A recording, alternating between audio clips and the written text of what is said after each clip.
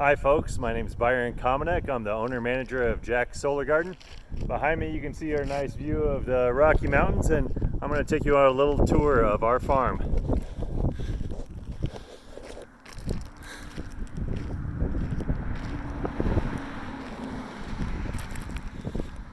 So this is my family's farm. My grandfather purchased our land back in 1972. We're just off of North 95th Street, south of Longmont.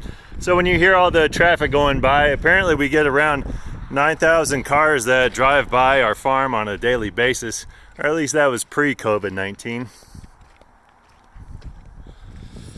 These two cottonwood trees were planted by my grandfather back in 1972. They've had quite a while to grow.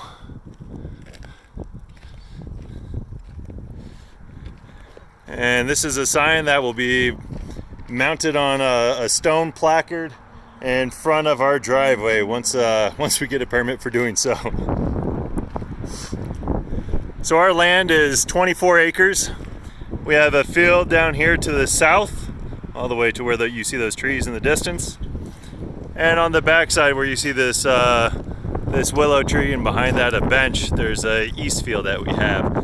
We've namely been growing hay and alfalfa for the past 40 years, and you can see these wood slats here where all that hay used to be stacked. I think last year we had close to a few thousand bales of hay that we harvested off of our land and sold that, and we're working on moving away from it. Back in 2016, when I moved out to our family's farm, haying had been the main source of revenue for our land in Boulder County for the past 30, 40 years.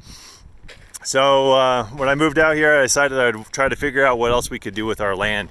How else could we create a living while also doing something beneficial for society rather than simply just growing grass? So that's where the idea of Jack's Solar Garden was born, of trying to figure out how we can put in solar power into the community while also doing something or being beneficial for us and the community. So this is our north field. It's about 7.5 acres of land.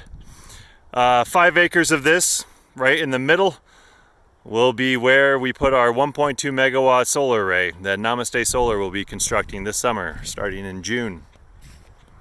Our panels will be 380 watt panels on single axis tracking systems, and they will be at heights of 6 feet and 8 feet. The reason why we're having a difference in height is namely for allowing the researchers an opportunity to study what type of microclimate is created underneath a 6-foot panel versus an 8-foot panel, all on the same piece of land. So that helps out with research. Our researchers are the folks over at the National Renewable Energy Laboratory, Colorado State University, and the University of Arizona that have been doing agrivoltaic research at small scale, maybe 10 to 30 kilowatts at various locations around the country, trying different garden vegetables to pollinator habitat to even having cows underneath the solar panels. Out here we'll have the pollinator habitat plus various types of vegetation, looking at different grasses that grow well underneath the solar panels, plus growing both vegetables as well as cash crops, just to see what's possible. I don't think we'll be having animals underneath the panels, at least in the first year. Potentially in the future we could look at sheep, but TBD on that one. So over here where I'm walking is the pollinator habitat that Audubon Rockies fundraised for a number of months and then planted, May 1st, May 2nd. So here we have over 2,000 shrubs, bushes, and trees that were planted along here. You can see we have a drip irrigation system there with them. We're working on mulching.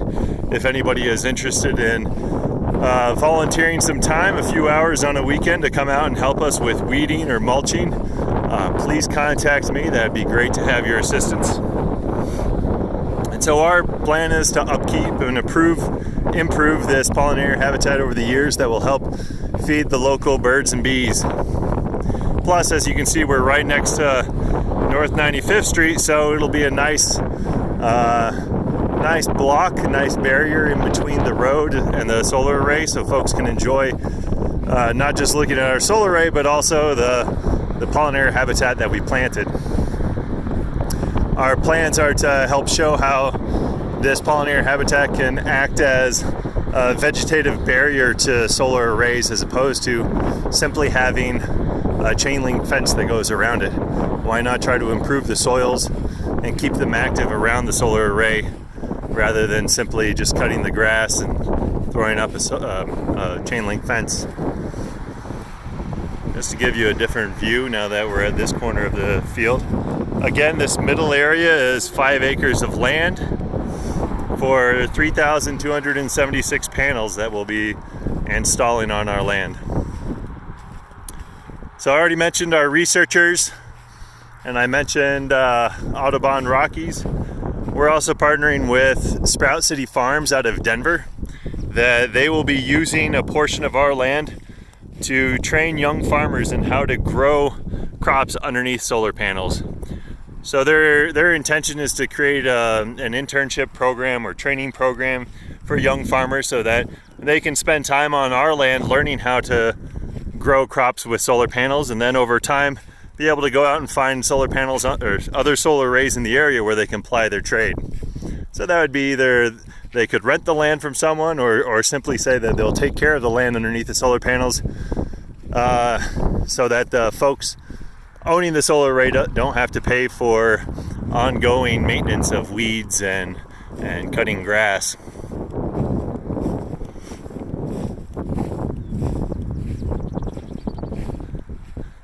So we chose a nice day to come out here and take a look.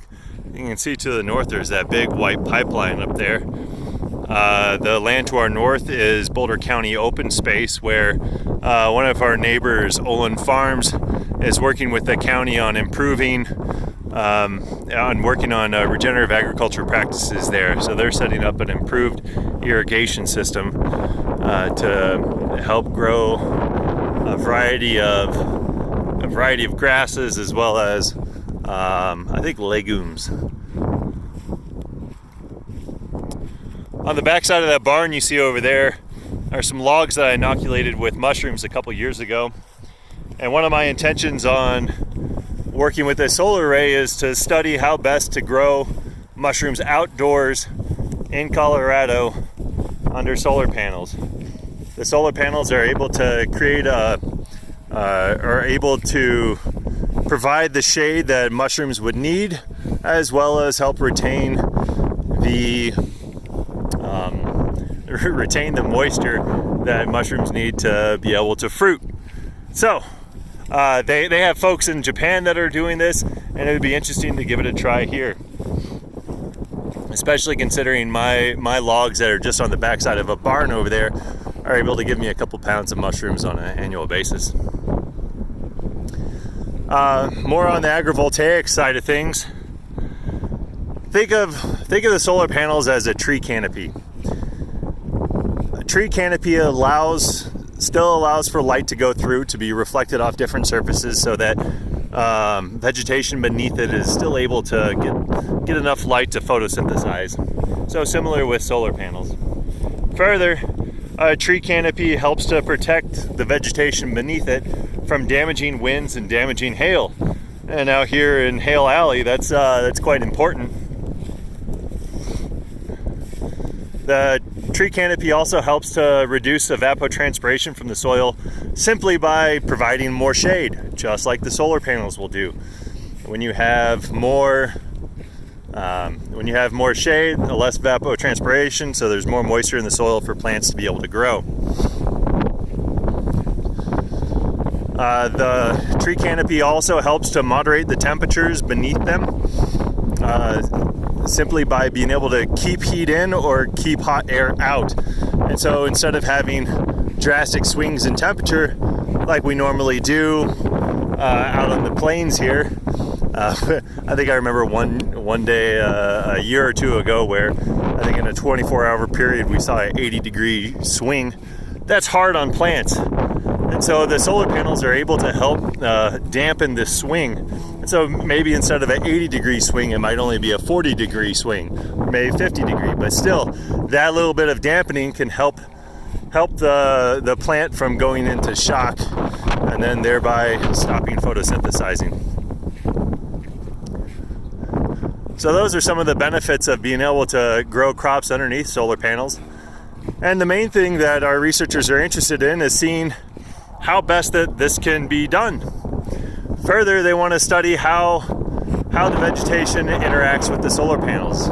They've had preliminary information showing that the solar panels benefit from having vegetation underneath of it because the plants transpire, they create a humidity that's trapped underneath the solar panels. And when it's really hot outside and toasting the solar panels on top, that humidity can help pull down that heat underneath the solar panels, thereby cooling the solar panels, and you get a little bit more efficiency from them. So that is something that they're interested in studying and potentially seeing what crops or what vegetation do a better job of that. So this was a quick tour of where Jack Solar Garden will be installed this year. As I mentioned, we're looking for volunteers to come out and assist us with maintaining our pollinator habitat over time.